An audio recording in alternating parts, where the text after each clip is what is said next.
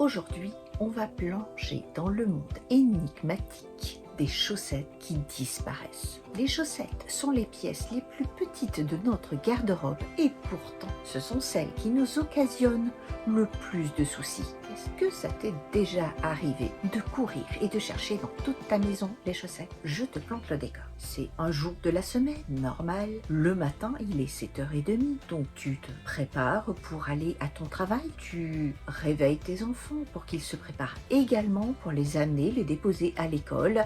Et toi, eh bien, dans ces matins-là, tout est organisé, tout est chronométré à la minute. Commence à te préparer et tu mets en dernier tes fameuses chaussettes. Mais au moment de partir, eh bien, tu ne trouves qu'une seule chaussette. Donc là, c'est panique à bord. Tu vas fouiller toute la panière à linge, on ne sait jamais, peut-être que tu ne l'as pas vue. Tu vas chercher, ouvrir tes tiroirs, tout sortir dans la panique pour trouver cette satanée chaussette. Et eh bien, pendant ce temps, l'horloge tourne et tu sens que tu vas être en retard. Résultat, c'est panique à bord, tu t'énerves. Et tout ça pourquoi? Pour une malheureuse chaussette qui a disparu. Ça te parle? Je suis sûre que tu l'as vécu. Parce que moi, je l'ai régulièrement vécu. Et ce truc, ça me rend dingue. Tu es certaine d'avoir mis des chaussettes dans ton lave-linge et quand tu prends ton linge, une fois qu'il est sec, tu le sors de ton sèche-linge et là, eh bien, tu ne retrouves que des chaussettes uniques, des chaussettes orphelines. Mais où sont passées toutes ces satanées chaussettes? Alors j'ai décidé de mener l'enquête, de comprendre pourquoi les chaussettes disparaissent systématiquement. Et c'est pas un phénomène isolé.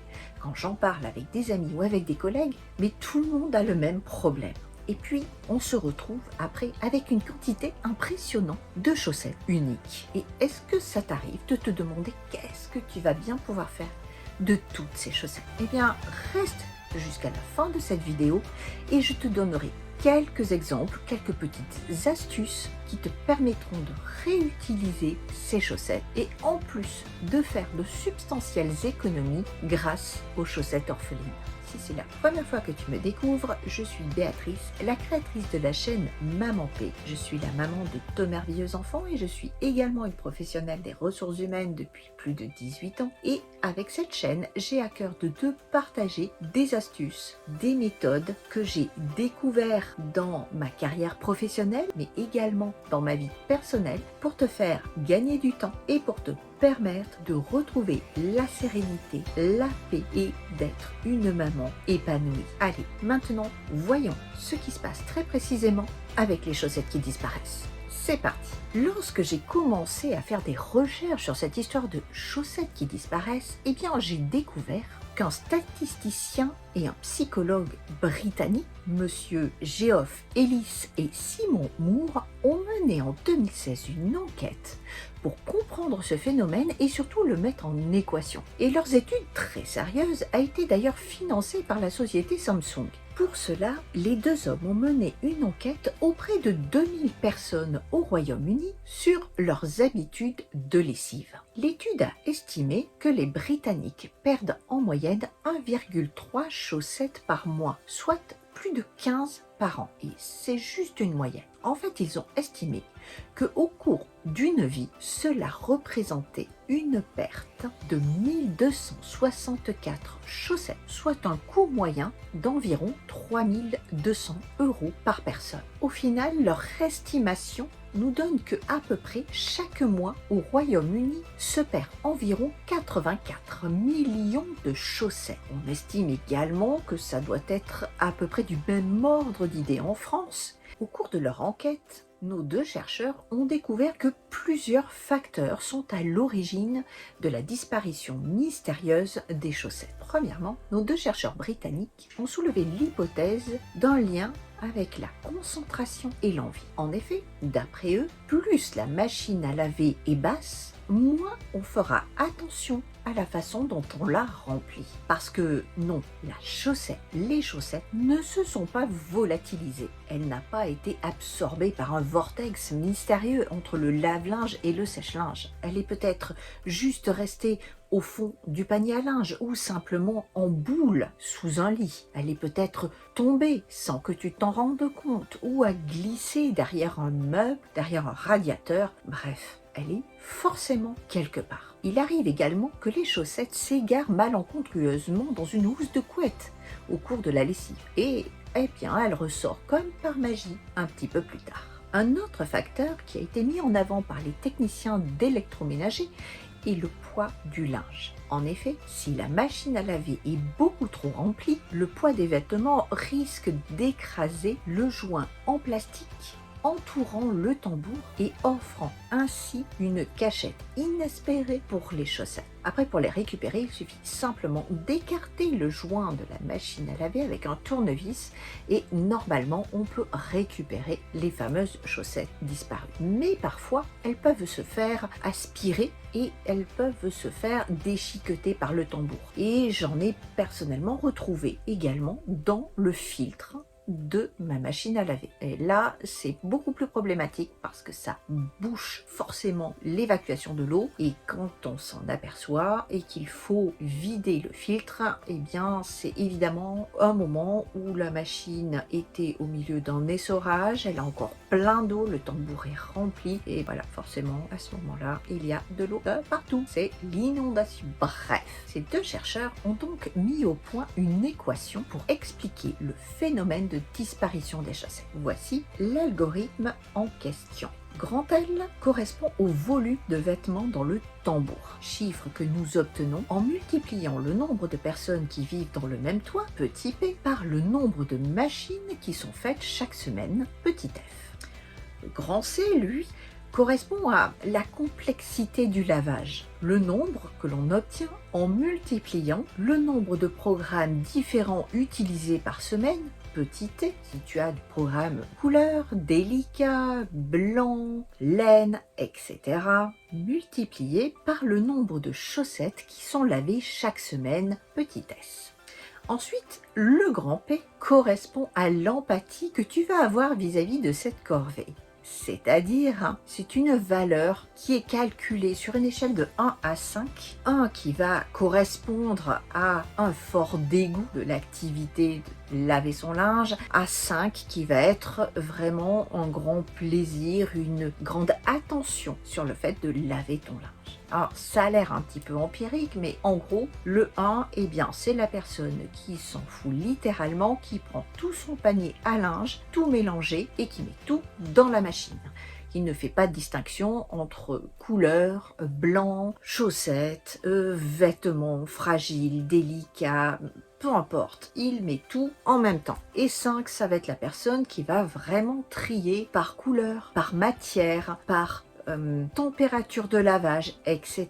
Au final, on va obtenir un score qui va nous donner la probabilité plus ou moins forte de perdre ces fameuses chaussettes. Ainsi, un score de moins 60 correspond par exemple à une personne qui vit seule, légèrement psychorigide sur le protocole de la lessive. Donc elle, aucun problème. Elle ne perdra aucune chaussette. Un score de plus 60 et même plus correspond à une famille de plus de 4 personnes qui va laver son linge, disons, un petit peu n'importe comment. Alors maintenant, comment ne plus perdre ses chaussettes? Dans les astuces que moi j'ai personnellement essayées, celle qui vraiment fonctionne le mieux, c'est de mettre les chaussettes dans un filet. On en trouve à prix vraiment très raisonnable sur Amazon ou même les Centre Accor, les Jiffy, etc.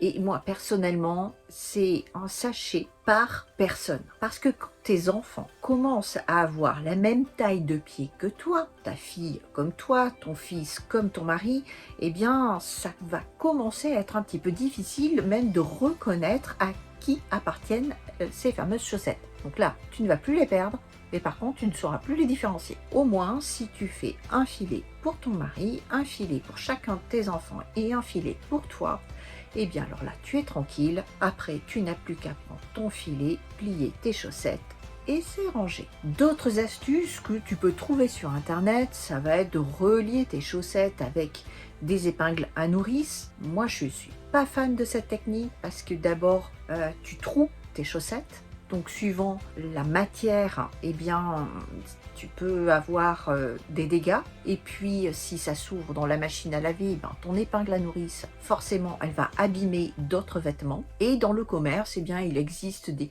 petites pinces exprès qui permettent de relier les chaussettes. Mais je trouve ça un petit peu fastidieux parce qu'il va falloir que tu fasses ça pour chaque paire de chaussettes pour toute ta famille. Alors si tu es seul, ça peut être encore gérable. Maintenant, si comme moi, eh bien, tu as une famille de 4 personnes, ça commence à être franchement un petit peu lourd.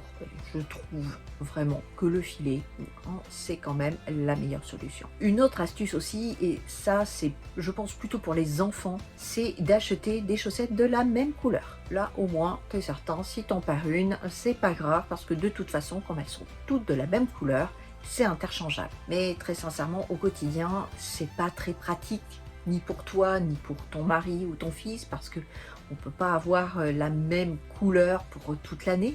Suivant les tenues qu'ils vont avoir, toujours la même couleur, c'est quand même pas très fun. Alors maintenant, la dernière question, c'est mais que faire de toutes ces chaussettes orphelines? Parce que parfois, malgré toute ta bonne volonté et l'organisation que tu auras mise en place, eh bien, tu vas perdre des chaussettes. Donc là, comment faire? Eh bien, plutôt que de les jeter, pense à les recycler. Il existe une multitude de solutions pour recycler les chaussettes. Il y a même des associations qui récupèrent les chaussettes pour les valoriser. Il y a par exemple l'association Chaussettes Orphelines. Je te mettrai leur lien dans la description de cette vidéo, qui s'engage à transformer vos chaussettes orphelines en écharpes, en gants, en bonnets, etc. et même en accessoires de décoration. Et puis, si tu veux également, tu peux toi-même transformer ces fameuses chaussettes. Il y a plein de choses possibles. Tu peux utiliser les petites chaussettes pour ranger toutes les petites pièces de Lego, les petites pièces de Monopoly. Tu peux également utiliser des vieilles chaussettes pour faire la poussière. Les chaussettes avec des bouclettes sont juste géniales pour bien agripper la poussière sur les meubles. Et bien, enfiler ta main dans la chaussette, mais c'est parfait. Et c'est beaucoup mieux que d'acheter les fameuses lingettes jetables. Utiliser une vieille chaussette de sport à la place des lingettes sur ton balai Swiffer également. Peut aussi remplir des chaussettes avec un pot pourri, avec de la lavande, peut rajouter des huiles essentielles, d'orange douce, de lavande, et tu le pends dans ta penderie pour donner une bonne odeur à ton linge et pour éloigner les mites. Tu peux également mettre des boules de naphtaline dedans afin de les éloigner, et cela peut te permettre également de désodoriser tes chaussures. Tu prends une vieille chaussette dans laquelle tu vas mettre du bicarbonate de soude et tu mets cette petite boule à l'intérieur de tes chaussures et fini les chaussures de sport malodorantes.